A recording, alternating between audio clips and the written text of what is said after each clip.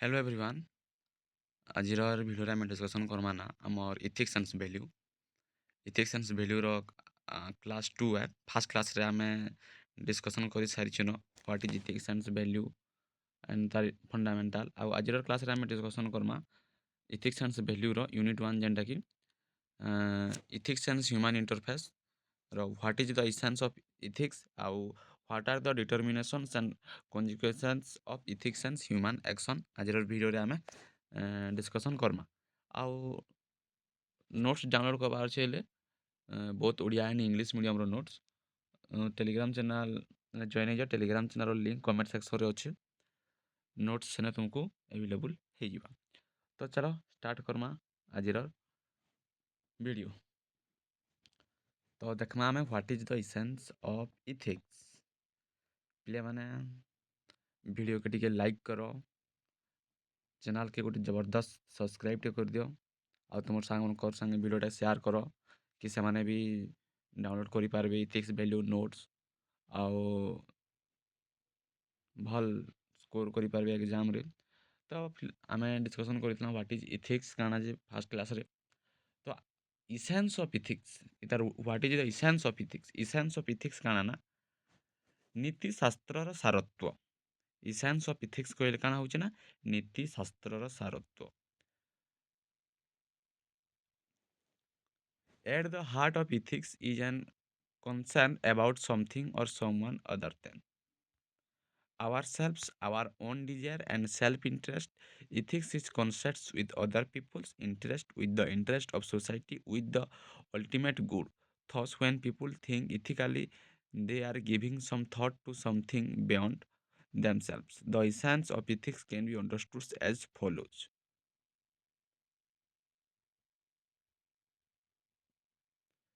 କାଣା କହିଲା ନା ନୀତିଶାସ୍ତ୍ର ସାରତ୍ୱ ଇସେନ୍ସ ଅଫ୍ ଇଥିକ୍ସ କାଣା କହିଲା ମାନେ ନୀତିଶାସ୍ତ୍ରର ଯଦି ଆମେ ମୂଳ ଭାବରେ ଦେଖମା ହେଟା ଗୋଟେ ଆମର ସ୍ୱାର୍ଥ ଓ ଇଚ୍ଛାରୁ ଅଲଗା ହେଇକିନା ଅନ୍ୟମାନଙ୍କର ଭଲ ପାଇବା କି ଚିନ୍ତା କରବାରଟା କିମ୍ବା ସେହି ଚିନ୍ତା କରିବା ନିମନ୍ତେ ଉଦ୍ଦୀପିତ କରେ। ନୀତିଶାସ୍ତ୍ର ମାନବ ସମାଜ ଅନ୍ୟମାନଙ୍କ ହିତ ଓ ଶେଷରେ ସାଧାରଣ ମଙ୍ଗଳ ଯେନ୍ଟାକି ଅଲ୍ଟିମେଟ୍ ଗୁଡ୍ ବିଷୟରେ ଚିନ୍ତା କରେ। ଯେତେବେଲେ କି ଲୋକମାନେ ତାଙ୍କର ଲୋକେ ନୀତିଶୀଳ ଭାବରେ ଚିନ୍ତା କରସନ୍ ଆଉ ସେମାନେ ତାଙ୍କର ନିଜର ସ୍ୱାର୍ଥ ପାଇଁ ନୁହେଁ ସମାଜ ଓ ଅନ୍ୟମାନଙ୍କ ପାଇଁ ଭଲ୍ ଭାବସନ୍ ବା ତାଙ୍କର ଲାଗି ଭଲ୍ କାମ କରସନ୍। ସେଟା ହଉଛେ ଇସେନ୍ସ ଅଫ୍ ଇଥିକ୍ସ ବା ନୀତିଶାସ୍ତ୍ରର ସାରତ୍ୱ। तुमको जदि किए पचराला नोट्स तो अच्छे नोट्स अवेलेबल अच्छे तुम नोट्स लिखिपार तो ओडिया बुझे तुम इंग्लीश भी ट्रांसलेट करके लिखिपार। तो what is the essence of ethics कहले इसेंस ऑफ इथिक्स कहले काना ना नीतिशास्त्र मूल भाव में जदि देखमा आमे सेटा होचे आमर स्वार्थ और इच्छारू अलगा होइकिना आमे अन्य मानकर आमर स्वार्थ के आ इच्छा के टिके अलगा करिकिरी आमे अन्य मानकर लगी अलगा मानकर लगी भल पाइबा भल चिंता करमा तांकर निमंते किछि गुटे करमा आमे भल काम करमा। नीतिशास्त्र मानव समाज अन्य मानक हित और शेष में साधारण मंगल जेनटा कि अल्टीमेट गुड विषय चिंता करमा। जितेबले लोके नीतिशील भाव में चिंता करसन से निज स्वार्थ नहीं करी समाज और अन्य मानक पई भल चिंता करसन भल काम करसन। तो नीतिशास्त्र किसी अच्छे पॉइंट देखमा the scope of the ethics include only voluntary humans action. This means the actions done by human consequently and deliberately and in view of an in it is concerns about that part of human conduct for which humans have some personality responsibility. नीतिशास्त्र मानवर सचेतनता कार्य सहित संपर्कित अर्थात आम नीतिशास्त्र विषय किसी देखूँ माने नीतिशास्त्र गोटे पॉइंट काଣା है ना नीतिशास्त्र मानव सचेतनता कार्य सहित संपर्कित अर्थात जे कार्य मानव सचेतनता भाव में इच्छापूर्वक एवं उद्देश्य सहकारे सही कार्य नीतिर अंश होउछि। जेनता कि जड़े लोक जड़े वृद्ध महिला को रास्तार साहाय्य करुँच एक सचेतनता और नीतिशील काम। उदाहरण गोटे आमर यहाँ नीतिशास्त्र इसेंस ऑफ इथिक्स जेनटा कि मानव सचेतनता कार्यर गोटे उदाहरण है। तापर नेक्स्ट नीति होची समाज द्वारा निर्दिष्ट मानविक नीति होची It is a set of standard that society places in itself, which helping guidance behavior choice and action of its member. ନୀତି ହେଉଛି ସମାଜ ଦ୍ୱାରା ନିର୍ଦ୍ଦିଷ୍ଟ ମାନକ ଷ୍ଟାଣ୍ଡାର୍ଡସ୍ ଯାହା ଆମର ବ୍ୟବହାର ଓ ନିଷ୍ପତ୍ତିକୁ ନିୟନ୍ତ୍ରଣ କରେ। ଯେମିତିକି ସମାଜ ମିଛ କହିବାକୁ ଖରାପ ମାନେ, ସେଥିପାଇଁ ସତ କହିବା ଏକ ନୀତିମୟ ଆଚରଣ। It is conscious about what is right, fair, just or good, about what we ought to do, not just about what is most acceptable or expedient. ନୀତି ଠିକ୍ ଓ ଭୁଲ, ଅନ୍ୟାୟ ଓ ଅନ୍ୟାୟ ବିଷୟରେ ଚିନ୍ତା କରେ। ନୀତିଟା ଠିକ୍ ଭୁଲ, ନ୍ୟାୟ ଓ ଅନ୍ୟାୟ ବିଷୟରେ ଚିନ୍ତା କର୍ସି। ଏହା ମାନବକୁ ଠିକ୍ କରିବା ଉଚିତ ତାହା ବୁଝାସି।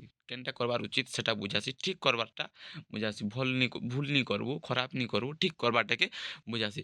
ମାନେ ଯାହା କେବଳ ସୁବିଧାଜନକ ନୁହେଁ, ଯାହା ନୀତିମୟ ଭାବେ ଠିକ୍। ତାପରେ ଇଟ୍ endeavors to analyze and evaluate the principle embedded in various alternatives for conduct and social order.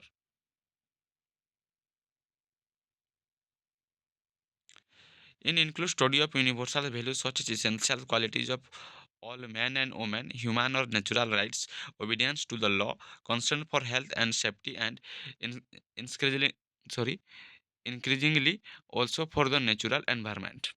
କାଣା କହିଲା ନା ନୀତି ମାନବୀୟ ମୂଲ୍ୟ ଓ ସମାନତା ଉପରେ ଆଧାରିତ ଆଏ, ଯେନ୍ଟାକି ଆମର ପୁରୁଷ ଓ ନାରୀ ସମାନ ମାନବ ଅଧିକାର ସମସ୍ତଙ୍କ ପାଇଁ ଅଛି। ପରିବେଶର ରକ୍ଷା ଆମର ନୀତି ନିୟମ ଦାୟିତ୍ୱ। ମାନେ ପୁରୁଷ ଓ ନାରୀ ସମାନ ଅଧିକାର ଅଛି, ମାନବ ଅଧିକାର ସମସ୍ତଙ୍କ ପାଇଁ। ଆଉ ପରିବେଶର ରକ୍ଷା ଆମର ନୀତିର ଆମର ନୀତିମୟ ଦାୟିତ୍ୱ ଆଏ। ତ ବୁଝିପାରିଲ what is essence of ethics.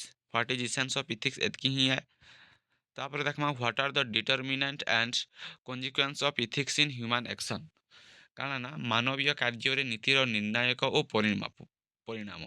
ଡିଟରମିନାଣ୍ଟସ୍ and consequence of ethics in human action. Human actions is the starting point of ethics. One of the very first points of considerations in judging the morality or immorality of any act of a person is that it must be a conscious human acts before it can have any moral quality whatsoever. ମାନେ whatsoever କାଣା କହିଲା ନା human action ମାନବ କାର୍ଯ୍ୟ ଯେନ୍ଟାକି ନୀତିର ଆଧାର ସ୍ଥାନ, ମାନେ ନୀତିର ତାର ଆଧାର ସ୍ଥାନ ଷ୍ଟେଟ୍ ପଏଣ୍ଟ ଅଫ୍ ଇଥିକ୍ସ। ଯେ କାର୍ଯ୍ୟ ମାନବ ସଚେତନ ଭାବରେ ଇଚ୍ଛାପୂର୍ବକ କରେ, ଇଚ୍ଛାପୂର୍ବକ କରେ, ସେଥିପାଇଁ ମାତ୍ର ତାହାର ନୀତିମୟ ମୂଲ୍ୟାୟନ ହୋଇପାରେ। ମାନେ ହ୍ୟୁମାନ୍ ଆକ୍ସନ୍ ମାନେ ସେ ତାର କାର୍ଯ୍ୟ ତାର ଇଚ୍ଛାପୂର୍ବକ କରବା, ସେଥିପାଇଁ ମାତ୍ର ତାହାର ନୀତିମୟ ମୂଲ୍ୟାୟନ ହୋଇପାରିବ। ଥସ୍ ଯେନ୍ଟାକି ଆମେ କହୁଛୁ ମୋରାଲ୍ ଆକ୍ସନ୍,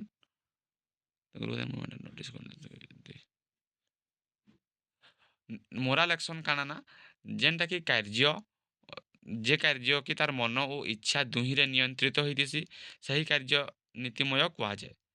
ସେ ଯେପରି ଡାଇଜେକ୍ସନ୍ କିମ୍ବା ହାର୍ଟବିଟ୍ ଆମ ଇଚ୍ଛାରେ ନୁହେଁ, ତେଣୁ ଏହା ମାନେ ନୀତିମୟ କାର୍ଯ୍ୟ ନୁହେଁ। ବୁଝିଲା କେନ୍ଟା ନୀତିମୟ କାର୍ଯ୍ୟ ନୁହେଁ, ଯେନ୍ଟାକି ଆମର ଡାଇଜେକ୍ସନ୍ ଆଉ ଆମର ହାର୍ଟବିଟ୍ଟା ଆମର ଇଚ୍ଛାରେ ନୁହେଁ, ତେଣୁ ସେଟା ହେଉଛି ନୀତିମୟ କାର୍ଯ୍ୟ ନୁହେଁ। କିନ୍ତୁ ଇଚ୍ଛା ଯେନ୍ଟାକି ନିୟନ୍ତ୍ରିତ ହୁଏ ସେଟାକେ ନୀତିମୟ କୁହାଯାଏ। ଯେନ୍ଟାକି ଉଦାହରଣ ଦେମା, ଜଣେ ଛାତ୍ର ଗରିବ ଶିଶୁକୁ ଖାଦ୍ୟ ଦେଉଛି, ସେଥିରେ ତାର ଜ୍ଞାନ ଓ ଇଚ୍ଛା ଦୁହେଁ ରହିଛନ୍ତି, ତେଣୁ ଏହା ନୀତିମୟ କାର୍ଯ୍ୟ ହୋଇପାରିବ। କିନ୍ତୁ ଜଣେ ଲୋକ ଅଜାଣି ଭାବେ ଅନ୍ୟକୁ ଧୋକା ଦେଲେ ସେହି କାର୍ଯ୍ୟ ସଚେତନ ନୁହେଁ, ତେଣୁ ଏଟା ନୀତିମୟ ନୁହେଁ। ତାପରେ ନେକ୍ସଟ ଆଇଲା ଆମର ମାନବୀୟ କାର୍ଯ୍ୟର ନୀତିମୟ ଗୁଣ ନିର୍ଣ୍ଣୟ କରୁଥିବା ତିନିଟି ମୁଖ୍ୟ ଅଂଶ ବା ଡିଟରମିନାଣ୍ଟସ୍, ଯେନ୍ଟାକି ଆମେ ଡିଟରମିନାଣ୍ଟସ୍ କହୁଛୁ। ତ ଯେନ୍ଟାକି ଆମେ ଏଇଟା କହିଲି ମୋରାଲ୍ସ ମୋରାଲ୍ ଆକ୍ସନ୍ କହିଲି। ତ ତାପରେ ଦେଖମା ଆମେ a human act is one of the proceeds from knowledge and free will. If either adequate knowledge of freedom is lacking the act of person, then that act is not fully human and therefore not fully moral. Thus the judgment of rightness and wrongness can be passed on only those actions which are voluntary. They have to be interpreted by the those based on adequate knowledge, that is the must be voluntary. ସେଟା କାଣା କହିଲା ନା ଆମର ସେ moral ଆକ୍ସନ୍କେ ହିଁ ସେଟା କହିଛେ। ମାନେ ଯେ କାର୍ଯ୍ୟ କର୍ମା ଏଟା ନିଜର ମନୁ ହିଁ କରାଯିବା ବା ମନୁ ହିଁ ନିୟନ୍ତ୍ରିତ ହେବା, ସେ କାର୍ଯ୍ୟକେ ନୀତିମୟ କୁହାଯାଇ ପାର୍ବା।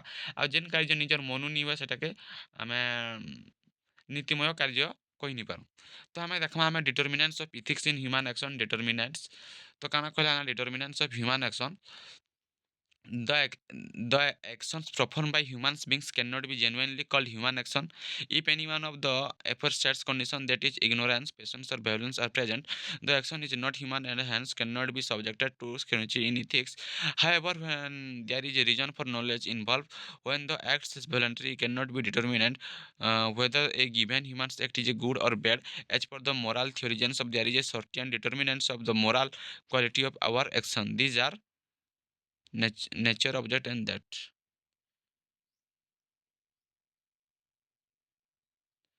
ନେଚର୍ ଅବଜେକ୍ଟ ମାନେ ଆମର କାର୍ଯ୍ୟର ସ୍ୱଭାବ ଆଉ ତାର ପ୍ରକୃତି, କାର୍ଯ୍ୟର ସ୍ୱଭାବ ଆଉ ତାର ପ୍ରକୃତି ମାନେ ପ୍ରତ୍ୟେକ କାର୍ଯ୍ୟର ନିଜସ୍ୱ ଗୁଣ ଥିସି। One of the criteria of ଜଜିଂ the morality, goodness and human act is the object nature. Every action has a particular nature.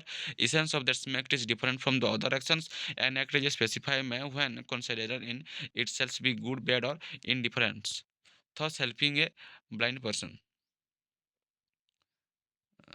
How blind person across the street is a good act in itself. To blaspheme it is a bad in itself, and learning suit in itself and indifferent act, and learning to suit in itself and indifferent ମାନେ କାର୍ଯ୍ୟର ସ୍ୱଭାବ ପ୍ରକୃତି object or nature of the act କାଣା କରେ ନା ପ୍ରତ୍ୟେକ କାର୍ଯ୍ୟର ନିଜସ୍ୱ ଗୁଣ ରହିଛେ ଯେନ୍ଟାକି ଏକ କାର୍ଯ୍ୟକୁ ଅନ୍ୟ କାର୍ଯ୍ୟରୁ ଅଲଗା କରେ।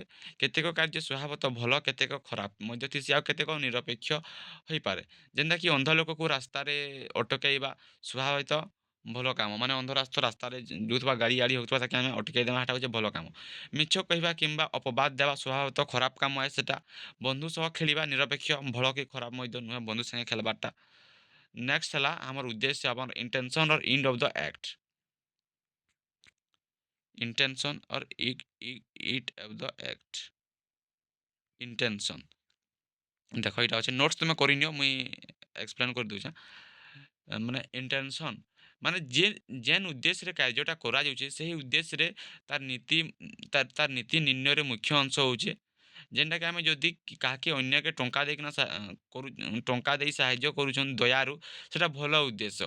କିନ୍ତୁ ଯଦି ସେହି ସାହାଯ୍ୟ ନିଜ ପ୍ରଚାର ପାଇଁ କରୁଛନ୍, ସେଟା ନୀତିମୟ ନୁହେଁ। ତୁମେ ତ ତାକେ ପଇସା ଦେଲ ତୁମର ଦୟା ଦେଖେଇକିରି, ତୁମେ ଯଦି ତାକେ ପଇସା ଦେଲି ଇଏ କଲି ସିଏ କଲି କଲେ, ସେଟା ଆମର ନୀତିମୟ ନୁହେଁ। ତାରପରେ ଆମେ ଦେଖମା ତାର ପରିସ୍ଥିତି,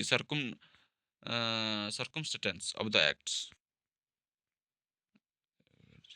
circumstances of the actions, এটা নোটস କରି ପକ ଏଇଟା। ହଁ, ଯେନ୍ ଜାଗାରେ କି କେବେ ବି ଆମେ କେବେ କେଉଁଠି କାହିଁକି ଏବଂ କିପରି କାର୍ଯ୍ୟ କରାଯାଉଛି ଏହା ମଧ୍ୟ ନୀତି ନିର୍ଣ୍ଣୟର ଭୂମିକା କରେ। ଯେନ୍ତାକି ଜଣେ ଲୋକ ଖାଦ୍ୟ ଚୋରି କରୁଛେ, ଯଦି ସେ ଭୋକରୁ ମରିବାକୁ ଯାଉଛି, ତେବେ ପରିସ୍ଥିତିକୁ ତାହାକୁ ଅଳ୍ପ ମାପରେ ନୀତିସମ୍ମତ କରେ। ଯଦିଓ କାର୍ଯ୍ୟ ଭୁଲ ଥିଲେ ମଧ୍ୟ ସେ ଯଦି ଭୋକେ ମରିଯାଉଛି ଆଉ ସେ ଖାଦ୍ୟ ଚୋରି କରୁଛେ, ସେ ପରିସ୍ଥିତିରେ ତାହାକୁ ଅଳ୍ପ ମାପରେ ସମ୍ମତ କରେ, ଯଦିଓ କାର୍ଯ୍ୟ ଭୁଲ ଥିଲେ ମଧ୍ୟ। ତାପରେ ଆମେ ଦେଖମା ଅନୀତିମୟ ବା ଇନସିଷ୍ଟିକାଲି evil. Intrinsically evil from the immoral circumstances of the